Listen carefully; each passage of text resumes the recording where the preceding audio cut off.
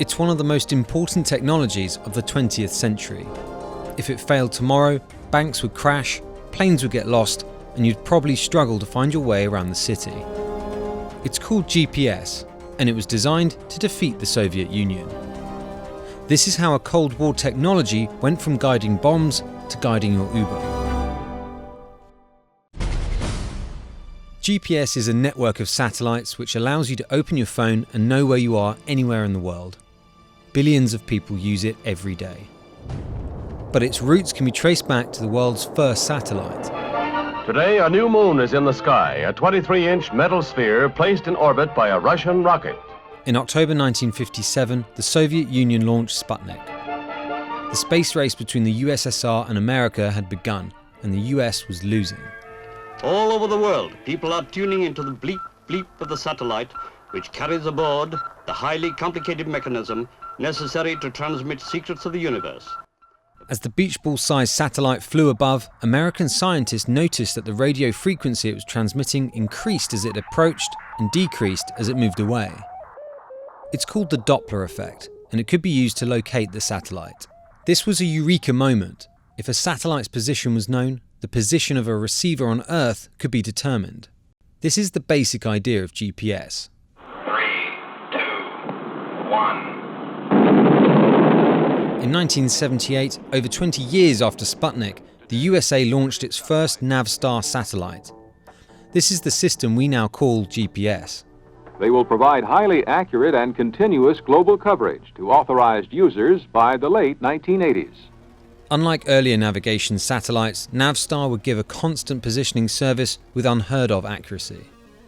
Each satellite carried an atomic clock which broadcasts its location with a timestamp. By using the location and time data from at least 4 satellites, a GPS receiver can tell you where you are, your altitude, and the speed and direction you're moving in. 24 satellites are needed to cover the globe. This was cutting-edge technology, run by the military for the military. But that all changed when tragedy struck. My fellow Americans, I'm coming before you tonight about the Korean Airline Massacre. On September 1st, 1983, a Russian fighter jet shot down a Korean Airlines plane on its way from New York to Seoul. All 269 people on board were killed. The plane had deviated from its original route and flown through Soviet airspace. Radio technology couldn't track the plane because of its limited range. GPS would have solved this. Just 2 weeks after the attack, President Reagan made GPS available for civilian use as a common good. But the US military was concerned. They didn't want to give away their latest space technology. The decision was made to restrict GPS's accuracy by purposefully messing with the location signal.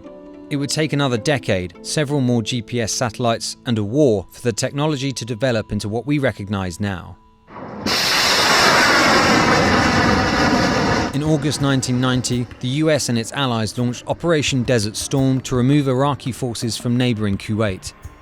This was GPS's first full military test, and it passed with flying colours. It allowed troops to navigate and direct fire with unprecedented accuracy, while cruise missiles were guided to their exact locations. The Department of Defense paid millions to US manufacturers to provide troops with GPS units. After the war, manufacturers quickly found ways to market the new technology. How would you like your next car to come with maps and directions to wherever you want to go? Then in 2000, GPS's accuracy restrictions were lifted and the floodgates opened. Since then, the technology has become intertwined with our modern lives. GPS is the global timekeeper. Its atomic clocks are accurate to within 40 nanoseconds. That's 4,000 millionths of a second. Banking systems rely on it to timestamp transactions, including withdrawing money from ATMs. It's used to keep our trains running on time and reduce farm wastage, not to mention all the apps that rely on GPS. Today, the civilian satellite navigation market is worth nearly $35 billion and is expected to grow to more than $83 billion by 2022. Compare that with the global military market and civilian uses now dwarf it. It may have been born out of the Cold War, but GPS services are now a critical part of our everyday lives.